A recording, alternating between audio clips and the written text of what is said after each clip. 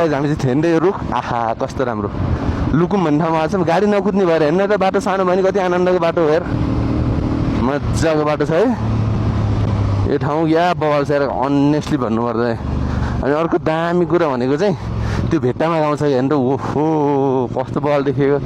अनि यहाँ रुख छ होइन यस्तो रुख छ कि त्यो धुबीको रुख भन्छ त्यसलाई होइन त्यो धुबीको रुख आम्मा गाइज होइन 200 भन्दा बेसी वर्ष भइसक्यो अरे कि अस्ति मैले सोधेको होइन यहाँको खासियतै यही हो अरे कि खासमा भन्नुपर्दा होइन तल मकैबारी यो फाँटहरू आम्मा जति हेऱ्यो त्यति राम्रो जति हेऱ्यो त्यति राम्रो जति हेऱ्यो त्यति राम्रो छ यार अहिले 2-3 ठाउँ मलाई ट्र्याक्सन कन्ट्रोल एकदम बचा यार अब यो बाइकमा चाहिँ नभएको कुरा भनेको चाहिँ क्रुज कन्ट्रोल राखे भएपछि त बब्बाल हुन्थ्यो कि क्रुज कन्ट्रोल भनेको एउटा नम्बर लाएर सेट गरिदिने नबटारिकन सर्र हिँड्छ कि त्यो हाइवेहरूमा काम लाग्छ कि त्यो भइदियो भने त बब्बाल हुन्थ्यो यो रुखहरू मुद्न लाग्छन् कुरी कुरी यो यहाँ चाहिँ अलिक यहाँबाट टक्क हेर्नु माथिको गाउँ वा हेर्दै खरायो घर कस्तो छ ओए कस्तो छ घर दामी छ होइन हामी चाहिँ पछाडि छौँ अगाडि पेट्रोल हाल्दैछन् रे खोला सर र बगिरहेको छ र हामी यो काँक्री भन्ने ठाउँमा आउपुग्न आँट्यो पेट्रोल हाल्ने ठाउँ होइन अनि त्यो काँक्री भन्ने ठाउँबाट चाहिँ हामी राइट लागेर माथितिर उक्लियो भने चाहिँ रुकुमकोट टक्कसेरा सबै ठाउँ पुगिन्छ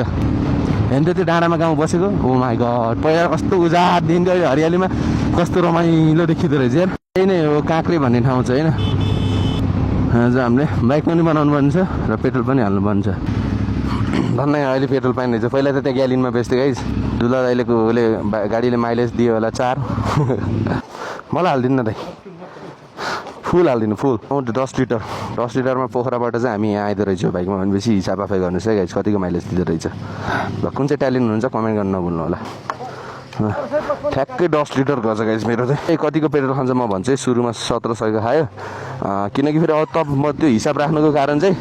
तपाईँलाई चाहिँ कति लाग्दो रहेछ होइन यो त अभियसली अहिले त धेरै खाने भने त 450 सीसी प्लस ट्विन सिलिन्डर सबै गर्दाखेरि अभियसली धेरै खान्छ होइन त्यो हुँदैन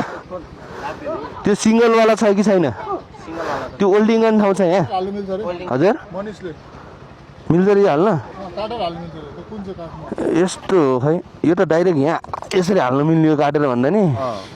अब यो अप डाउन दुईवटा ठाउँ चाहियो क्या अप डाउन यो काटेर भन्नाले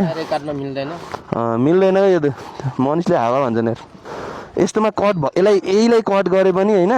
यसलाई त कस्ने ठाउँ चाहियो गरे यहाँ होइन त्यो हुन्न नि त नि हल्का बरु एउटा फलाम के राखेर नभाचिनी गरेर गरिदिनु न हामीले चाहिँ बाइक बनाउनु थियो सक्कला र कृष्ण दाईसँग बस्दा कस्तो अनुभव हुँदो रहेछ त बस कान कृष्ण दाईसँग बस्दाखेरि कस्तो फिल हुँदो रहेछ दाइसँग बस्दा गाडी त घुमाउने आहा यार हावा लाग्छ त्यस्तो त स्पिड घुमाइदिने यार बाइक यार गुन्डा चलाउनुहुन्छ नि ल ठिक छ ए कृष्ण दाई गुन्डा नचलाउनु पर्यो खरा भाइलाई ल गाइस हामी यो काँक्री भन्ने ठाउँमा आएको छौँ पहिला हामी यहीँ पेट्रोल हालेर माथि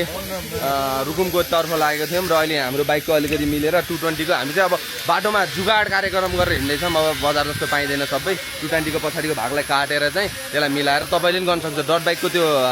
गियर लिभर बिग्रियो भने चाहिँ 220को मागेर होइन 220को लामो हुन्छ यस्तो खालको होइन यो पछाडिको काटेर यो अगाडिको मात्रै पार्ट हालेर बनाउन चाहिँ मिल्छ त्यस्तो गरेर होइन सो हामी चाहिँ अब यहाँबाट 2 घन्टा अलिकति पर चाहिँ बाटो बन्द गरे 2 घन्टा कुद्न पर्छ भन्नुभएको छ लेट्सी हुँदै गरेर थाहा हुन्छ कति कुद्नुपर्छ भनेर चाहिँ टक्क हाम्रो ग्याङहरू चाहिँ पानी चुस्दै टक्क लाएर गफ हान्दै यता बसेर ढोस्दै यता हान्दै के छ